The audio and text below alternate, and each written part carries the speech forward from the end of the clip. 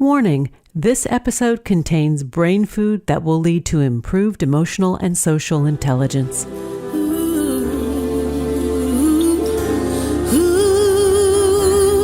Hello and welcome to our new short format servings of consciously prepared brain food designed to improve your mental fitness. This is Lisa Cypers Kamen, your host. For more than 12 years, we've been proudly and consistently crafting harvesting happiness and sharing it with you. Each week, we spotlight diverse thinkers and doers who are contemporary trendsetters and change agents devoting their lives to creating a better world in which to live. We invite you to listen up and change the way you think about human happiness. Our award-winning content is fresh, optimistic, and purpose-driven media that promotes well-being from the inside out. Alrighty then, let's dive in. Good morning, good afternoon, and good evening wherever you are. Thanks for joining me on today's show, where we will explore lifelong learning and the pleasures of intellectual development. My guest today is Dr. Zena Hitz, who earned her PhD at Princeton and is a tutor at St. John's College in Annapolis, Maryland. Her book, Lost in Thought, has been widely discussed, including in the Wall Street Journal, the Chicago Tribune, El Mundo, and the Irish Times. It's been translated into multiple languages. She received the Hyatt Prize in the Humanities in 2020 and is the founder and president of the Catherine Project. And we'll talk about the Catherine Project in the course of our conversation. But first, here's Zena. And Zena, I'm so happy to have you here because this practice that you've identified, this process that a lot of people actually go through without even realizing it's a practice, is so valuable. Thanks so much, Lisa. It's a pleasure to be here. It's learning for its own sake. That's one way of describing the practice. Yes. And I think it's something you find in the youngest children, and it's something that everyone from any walk of life can find a way into and use and cultivate as a resource, however their life turns out, whatever its vicissitudes, its ups and downs, and wherever they start from. Well, this practice that you write about is something that is quite barrier-free, and that is what I like about it. You know, that it's class-free, color-neutral. How much money you have or don't have doesn't matter. What your education is does not matter. It's this process of being curious. That's right. If you'd like, I could begin with an example. Yes. By a story. And it's the story that I've gone back to again and again in talking about my work. And it's based actually on there's a novel called The Elegance of the Hedgehog by Muriel Barbary. But there's a wonderful film called The Hedgehog, or La Hérisson, where the central character, her name is Renee. She's the concierge of a upper-class apartment building in Paris. She, of course, herself being a concierge, being like a building superintendent, is working class. She's very unusual for a film. She's middle-aged. She's a little pudgy. She wears slouchy cardigans. She's clearly going gray. Her face is getting wrinkled. She is not a picture-perfect movie star. And she puts on a front of just what everyone expects her to be in the building. Someone frumpy, cranky, and interested only in getting the job done. But she has a secret life. And her secret life is pictured, it's so beautiful in the film, I highly recommend it, where she has a hidden room behind her kitchen. It's stuffed with books. And she retreats into her room and she reads philosophy, literature, you name it, everything under the sun. And two residents of the building, one is a 12-year-old girl named Paloma, who is sort of fed up with the rat race that even at her age she can see is everyone around her is involved in, and this idea that only achievement matters, only success matters. So she finds Renee, and she sees the door through the little window into the portal of the supervisor's lodge, and she says, "What's behind the door?" She knows that something is there. They form a very deep friendship, and also a new Japanese resident who's also, for obvious reasons, on the outside of this upper-class French building. He also finds a close affinity with her. So these three people form these very close friendships on the basis of something other than the social class that divides them, something which is very human, very profound, and which takes them through whatever happens to them in their life. So that's my first example of learning for its own sake. It's a refuge from the world. It's a way of retreating from social diminishment, whether that's by social class or by race or what have you, or by middle age for that matter. I think. Careful. I think as I move closer to middle age, I think a lot about the diminishments of middle age, especially for women, and it's a way to find one's dignity that is beyond all of that, and to form bonds of communion with others. As you're talking, the words quiet elegance came to mind. That in this space of learning, in the space of contemplation and the pursuit of the intellect, there's this quiet elegance that emerges. I think that's the perfect set of descriptors for Renee. And it's a kind of elegance that's hard won from her circumstances, since in most respects, of course, she's not elegant. Yes. She's slouchy, frumpy, etc. Or I'm using the disparaging terms. She's informal, she's relaxed, and she's middle-aged. That would be the non-judgmental ways of putting it. But she has this poise. She has this center. She has this center, which is her life of reading and thinking and the world of books. And that gives her a kind of elegance that is much greater, I think, than ordinary elegance.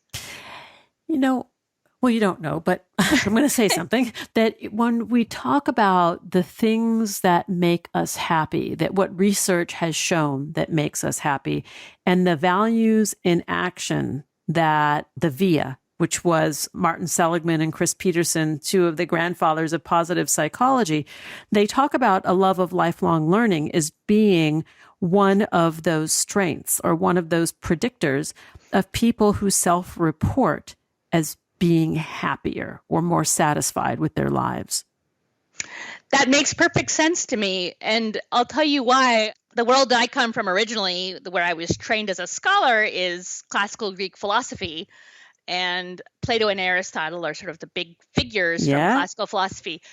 And what they both argued was that work, just doing something for the sake of something else. So working for money or going to the grocery store to buy milk, most of what we do is for the sake of an end. It's instrumental. But if all our lives are things that are just instrumental or just means to ends, if it's all just going to the grocery store or all just working for money, then our lives don't make any sense. So we need some activity in which what we do culminates, where we can say, this is the reason I'm alive. This is what I was doing everything else for. And they thought it was learning, Plato and Aristotle. They thought it was contemplation that did that. And I think depending on how broad you want to take it, that contemplation and that learning, I think it's absolutely true. I agree. And the definition of learning and contemplation is very individual as well. I think that's right. So, I just gave this example, told the story about this woman who reads a lot of books. That's one of the main examples. And I teach at a college where we read a lot of old books. So that's an example that's dear to my heart. But another of my favorite stories is about a man named John Baker. Now, this is a real life story, not a fictional story. John Baker grew up in England in the middle of the 20th century. He worked at the Automobile Association office, so the British equivalent of AAA. Couldn't be a more boring kind of paper-pushing job that you could imagine. And he never went to college or university. He never got a higher degree, but he loved literature. And he got very interested in peregrine falcons and rode around on his bicycle, tracking the peregrine falcons in his region, which is the Essex region. And he followed them on bicycles. He made charts. He made maps. He took journals. He made drawings. He collected everything he could learn about these birds with his bare eyes. He took in. He did this for 10 years in his spare time. outside of work, outside of his office. And then he wrote this incredible book called The Peregrine. It's almost like a prose poem where he really confronts what it means to be a human being, trying to look at a natural animal, a natural creature, trying to be a part of nature, but also our failures to really be able to enter into the world of animals. So it's very profound, it's very beautiful, and it's 10 years of this office worker following birds around on a bicycle. And that doesn't involve books. It involves just looking at what's around you in the world with great care and with great attention and really trying to understand what you're seeing. To that point, I have a question for you about washing dishes. My favorite topic. Yes, and the restoration of your own intellectual life. Yes. That question is, how did washing dishes restore my intellectual life? I worked as a scholar, as an academic for some years. I was one of these kids. I went straight from college to grad school. I was in grad school for literally 9 years in classical philosophy. I went straight into teaching. And as a result, I was a kind of distorted person in many ways, as I think any particular activity that you're devoted to wholeheartedly when you're young can do. I think it happens to athletes. It happens to people who go whole hog into any career. So I got increasingly sort of disillusioned and felt like my work didn't really matter. It didn't really connect with what I cared about. And so I picked up and left. I joined a religious community in rural Ontario. It's a Roman Catholic community called Madonna House. And there it was all about manual labor. So we had a library, a good reader's library.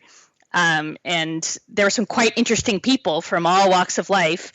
But I couldn't do that thing which I had trained myself to do my whole life anymore. And I had to find another way to live the life of the mind. And that was a wonderful opportunity for me to enter into the intellectual life of ordinary people. So for me, I did a lot of washing dishes, washing dishes, sweeping floors, emptying the trash, cooking. I did some refinishing of antiques and refinishing of furniture, some restoration of old objects. But whatever I was doing, my mind was left free to just think about things, to take in whatever was going on in the current moment, whatever I'd read in the past, whatever stories I'd heard, whatever guest had been at the table. And it was an incredibly profound experience because it balanced me. It put my mind in a place that was more incarnate, more in everyday life. And it helped me to see how available intellectual life is for everybody, even for people who have, strictly speaking, very little free time. Yeah. We're going to take a brief break. And then when we come back, we will continue the conversation with Zena Hitz. We're talking about Lost in Thought, the hidden pleasures of an intellectual life. To learn more, please visit zenahitz.net, on Twitter at Zena Hitz. Here comes the pause. We'll be right back. Each day we have the intellectual freedom to be happy or the liberty to be miserable, regardless of external circumstance. If you or someone you know is struggling with mental health, urge them to seek professional support because good psychological health is vital in achieving a satisfying life. Visit harvestinghappiness.com for psychosocial educational resources to boost emotional and social intelligence. Like what you hear on Harvesting Happiness? Sharing is caring. Pay it forward by spreading the word to your tribe through social media. Find us at Harvesting Happiness on Facebook and me at Lisa Kamen on Twitter. And we're back continuing the conversation with Dr. Zena Hitz. We're exploring lifelong learning and the pleasures of intellectual development. Let's get back to it. Zena, before the break, you wanted to go into another story about speaking with mothers, and I would love for you to pick up where we've left off. Yes, thank you so much, Lisa. What I was thinking about was how much trouble we have with all of the busyness of contemporary life, all of the hectic character of it, all of the multiple tasks that are crowding in on us at any given time. And one of the things that I discovered in the monastery was the balancing effect of certain kinds of manual tasks. So for me, the paradigm case of someone who is pushed in a million directions and has hardly any time to think is these moms who I talk to who have young children who are always looking for ways to feel less like they're being used up in their circumstances and more to connect with who they are as human beings, who they once were. And maybe they don't have time to read a whole book at this stage when the kids are really little, but they can gather little snatches of things to read, things to think about, things to contemplate. And that was the point that I was trying to make, just that anyone's, no matter their walk of life, can find these spaces and tap into that capacity to contemplate and to learn and to understand. In your book, Lost in Thought, The Hidden Pleasures of an Intellectual Life, you write about uselessness.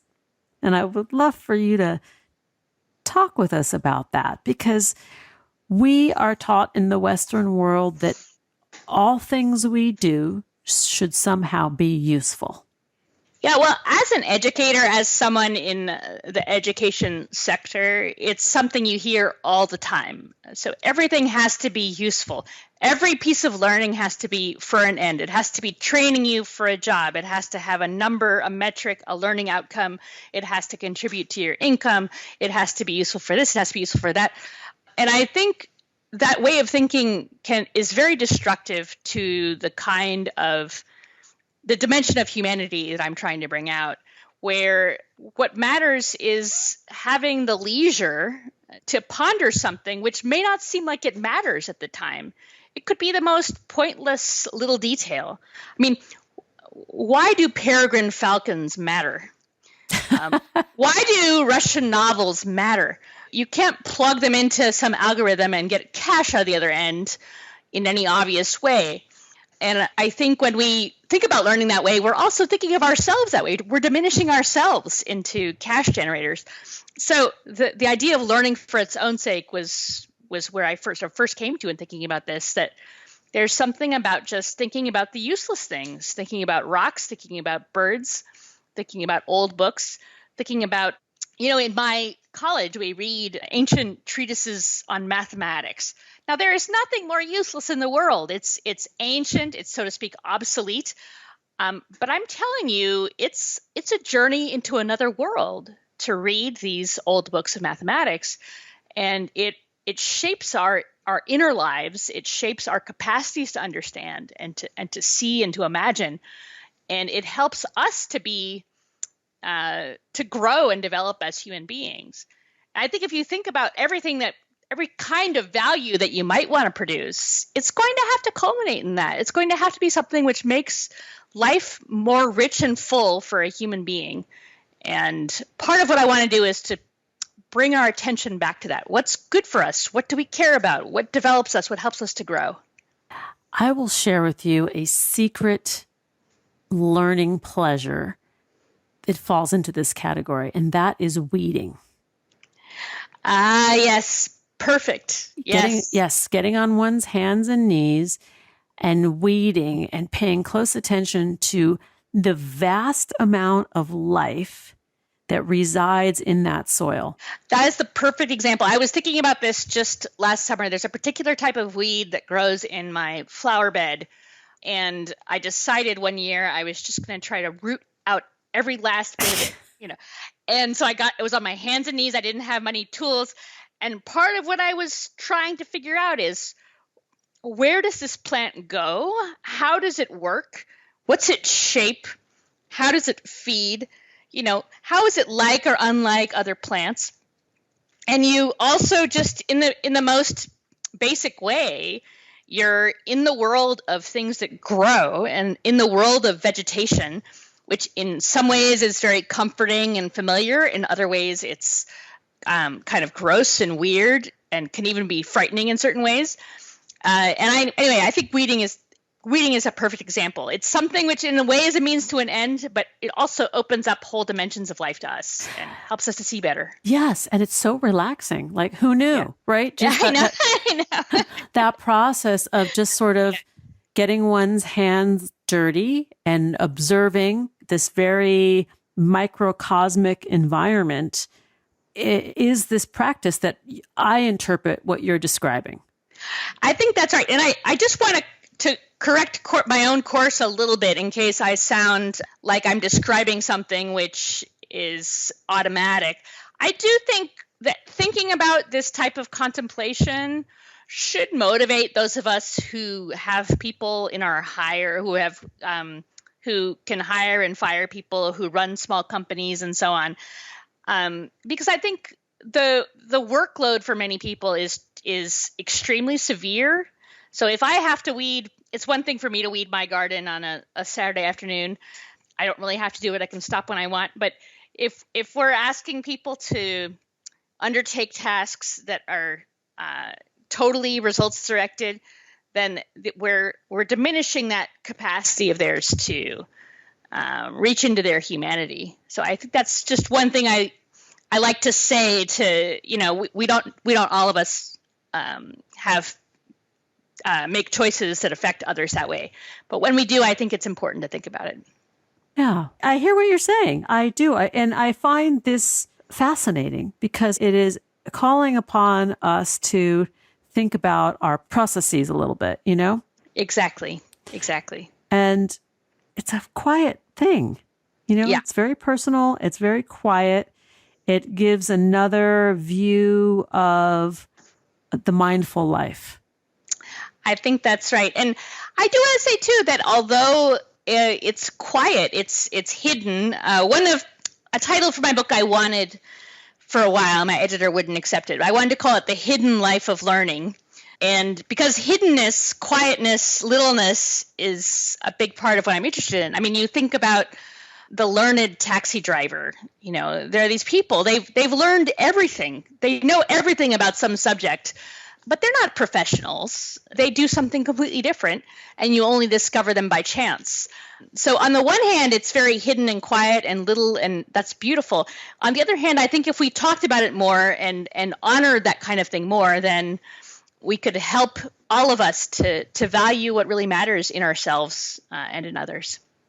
I like that. And it does, maybe it hides in plain sight, right? It's there. Exactly. But if you don't know what to look for, you miss it in a blink. Exactly. That's why talking about it is important because, it's right in front of you everywhere. You start paying attention to whether or not the people that learn or how they think or how they understand or how they contemplate. You will see everyone that differently. Everyone has something going on of this kind. And it's a constant delight to me to discover these things. I've got a good one. I was in an Uber in Toronto a couple of weeks ago, and I had a driver who was from Pakistan, and he was a chartered accountant from England. That's where he took his education. He ended up in an arranged marriage with a woman in Toronto. Things did not go very well for him with the marriage. They got a divorce. And he was trying to earn extra money to get back to Pakistan, where his father was running a small boutique hotel up in the mountains. And he proceeded to tell me that he learned how to import trucks from the United States to Canada because there's a shortage of used cars in North America.